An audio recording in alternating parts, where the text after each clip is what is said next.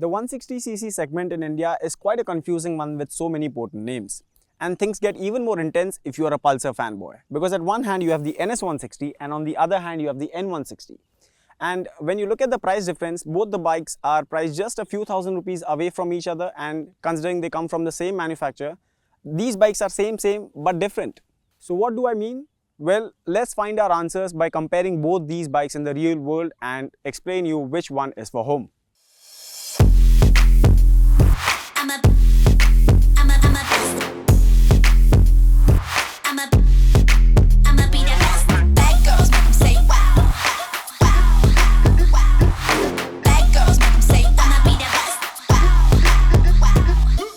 Hello all, welcome to BikeWale. You are watching the comparison video of the Pulsar NS160 against the Pulsar N160. But before we proceed ahead, don't forget to like, share and subscribe to BikeWale. The design aspect is my favorite one because it speaks for itself. As you can see here, both these bikes look very sporty and have that feeling of aggression. However, it's the N160 that gets the cookie here. And the sole reason for that is it gets all the cuts and the creases and the aggressive fascia that a younger buyer would prefer, and someone who's just gotten out of the college or is looking to buy his or her first bike. Moreover, you cannot simply overlook the fact that the NS160's design has been too long in the tooth and it needs a refresh at this point. However, looks are subjective, so which one would you prefer? Let us know in the comments below. Even the quality of both bikes is fairly upmarket. Moreover, the NS feels nicer when you look at this paint scheme, and all the panels here are intact and sturdy. You'll also see that the N feels very well put all over. All said and done, we are in the time where manufacturers have to put their best foot forward in terms of quality and the overall fit and finish. And that's what you see on both bikes. If you look at the switchgear on both these bikes, all of it is very tactile and easy to reach. The buttons are where you would expect them to be and have a nice clicky sound overall. No complaints here.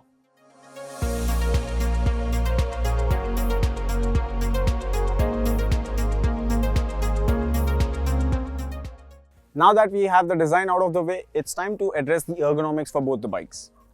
So once you are on the seat with the feet of riding posture, I've noticed that the NS's seat is quite low, so placing your feet on the ground is fairly easy, and even when your feet is on the rider foot peg, the bike feels quite comfortable because firstly the handlebar swoops towards the rider, and even though the foot peg is a little rear set, it doesn't feel too cramped and overall there is enough room for the rider. However, there's a catch here, and for that I'll call my colleague Ajinkya and we'll demonstrate you how much space there is left when you are a two up on this bike.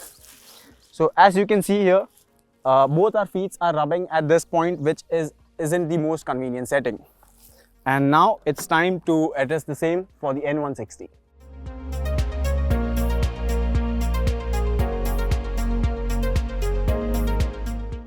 Now that we have talked about the NS160's ergonomics, it's time we address the N160's. So since the N gets a fairly low seat height, it's quite easy to flat foot and even get on the bike. However, things are a little different here once you are in the riding posture, because the N160 feels a little more forward swooped compared to the NS, which doesn't make for a very comfortable riding posture considering there is a lot of pressure here on your elbows and on your wrist as well. Now, I'll call my teammate Ajinkya again to demonstrate how much space there is left when you are two up on the N160.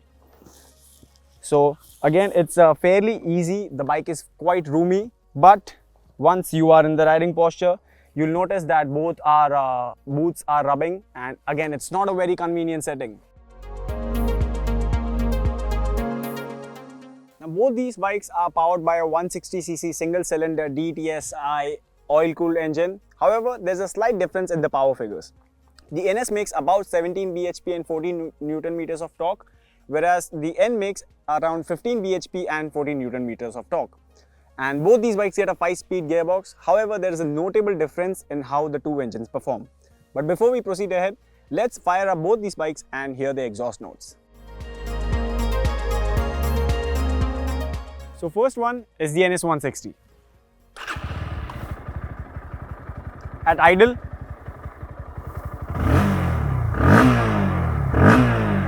somewhere around 6000 RPM.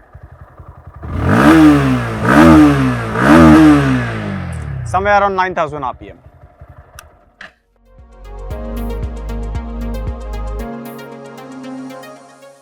And now it's time to hear the N160's exhaust note. At idle, around 5000 RPM,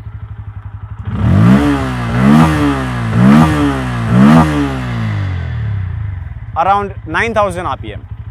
So which one do you think has the meatier exhaust note? Let us know in the comments below. As we mentioned that there is a 2 bhp difference between the two bikes, it's now time to put both these to a drag race.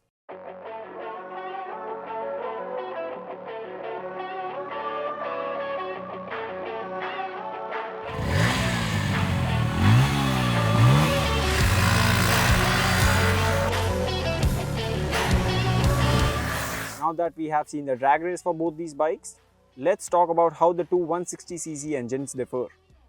Starting with the NS, the majority of its torque reserve comes in play after 5 to 6000 RPM and the speeds keep climbing even in the later revs as well. If you want to have fun and truly witness the NS's playful character, you'll have to be on the gas a little longer. This works in the bike's favor as an ideal NS buyer would usually want to experience the thrill of riding at higher speeds with a decent punch at the twist of the wrist. On the other hand, the N is comparatively mature and relaxed in terms of engine character. Its torque dump is found closer to the 4 to 5000 RPM mark, which is ideal riding range in the city and good for the fuel efficiency too. This means that the N feels slightly flat at the higher revs where the NS shines and is in its element. The NS's 4-valve setup against the NS 2-valve also makes a difference in the way both the engines deliver the power. The NS feels much more lively compared to the N. However, when it comes to the tractability, the N160 scores an extra point. You can be riding as low as 30 kmph in the 5th gear and the bike would still accelerate further without any shuddering or signs of hesitation that would make you downshift. And since the power bandwidth is around 5000 RPM, you'll be back to the ideal revs in no time. On the other hand, you'll need to work the NS's gearbox a little bit in case the revs drop lower than what the engine can take. So you would ideally end up riding the NS160 around 2nd or 3rd gear in traffic. And even in terms of refinement, the N160 has an upper hand over the NS160's performance. The NS is quite vibey around the handlebar and foot pegs as you rev the engine towards the higher rev range. Even though it's meant to present its element there, the overall process isn't quite smooth. Both bikes get a 5-speed gearbox, but the tuning is slightly different. The N gets an adequately long first gear, allowing you to take off and crawl in bumper-to-bumper traffic, whereas the N160's first gear is so short that you'd immediately shift to second the moment the wheel gets spinning. That said, we found the Pulsar N160's gearbox to have more feedback and be a little more smoother compared to the N160's. And now, one of the deal breakers or a deal maker aspects of mass market bikes, the fuel efficiency, the question of kitna deti hai. During the BikeWale fuel efficiency test, the N160 returned around 52 kmpl, whereas the N160 returned 51 kmpl. While that's not a large difference, you should also consider the fact that the N160 gets a larger fuel tank, which is around 14 litre compared to the NS's 12 litre. So the overall range that you would get from the Pulsar N160 would be notably higher. A playful or frugal motor is just not enough if you are out to commute on the bike. It needs that good suspension setup so you can ride it in the ghats on a Sunday and take your bike to the office on a Monday. And Bajaj seems to have understood that very well because both these Pulsars have a very pliant suspension setup and we tested that thoroughly in all the time we had the two bikes. Right from those small potholes that Mumbai roads always welcome you with to the unmarked and random speed breakers, the springs on both these bikes absorb all of it and you'd barely feel a kick in your lower back. However, the NS feels slightly more stable in terms of handling around the corners and it's a result of multiple factors like the weight distribution and the geometry of the bike. Because the NS is a little front heavy, its dive in the corners is more predictable than the N160's. But the N's smaller wheelbase lets you sweep in and out of the corners with notably less effort and the transition from left to right is also way quicker. The same plays in the N160's favor as it allows you to slice through bumper-to-bumper traffic with rather ease, and with the NS you would have to be a little more calculated with your maneuvers. Even when moving the bike in a tight parking spot, the N can simply be pushed without much effort, whereas the NS demands a little more muscle. Now the surprising fact here is that the NS is 2 kg lighter than the N. So what exactly comes into play here is the weight distribution. The NS160 feels a lot heavy on the front, whereas the N160's weight is distributed properly throughout the bike. And before we proceed ahead, I'd also like to highlight the fact that the NS gets USD forks at the front, whereas the N comes with your conventional telescopic forks. And where exactly does this feature make a difference? Well, we'll tell you about that in the next bit, but for now, let's talk about the brakes. As you can see here, both the Pulsar N160 and the NS160 get the same Grimeca setup with a 300mm front disc and a 230mm rear disc. But the final results vary because the N160 gets a much better bite and you can drop the speeds in no time.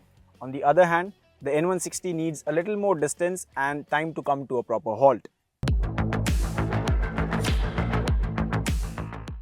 Bajaj bikes are very well known for various aspects like affordability, fuel efficiency, performance to some extent, but features aren't really a strong forte for the brand. Why? Well, we are in 2023 and the NS160 still comes with a halogen headlight and a semi-digital instrument console with no Bluetooth connectivity at all.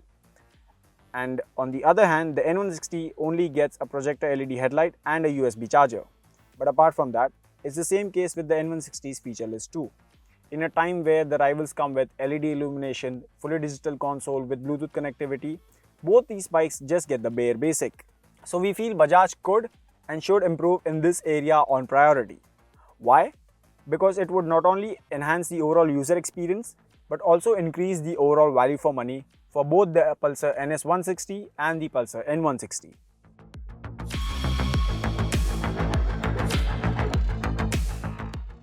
Now that we are done addressing all the aspects of the bike, the design, the features, the ergonomics, the performance and the handling, it's time to get to the conclusion and tell you what would be the ideal buyer persona for both the bikes. So first we'll get on to the NS160. The Pulsar NS160 overall is a sportier, more youthful offering as it gets more power. It handles better around the corners and even gets better suspension hardware than the N. However, it comes at the cost of an old design and very less features compared to the N. And once you move towards the N160, it's a slightly more relaxed, more friendly and a more modern motorcycle of the two. Its engine is notably more tractable, it's slightly more fuel efficient and even the weight distribution is adequate, so flicking the bike in bumper to bumper traffic is notably easier. Then there is one more area where the N gets the upper hand and that is the features. It gets a USB charging port, the console and the LED illumination. So if you want a slightly more urban motorcycle, the N160 should be your go-to. Now considering the price difference is just 6,000 rupees, which one would you choose? Let us know in the comments below.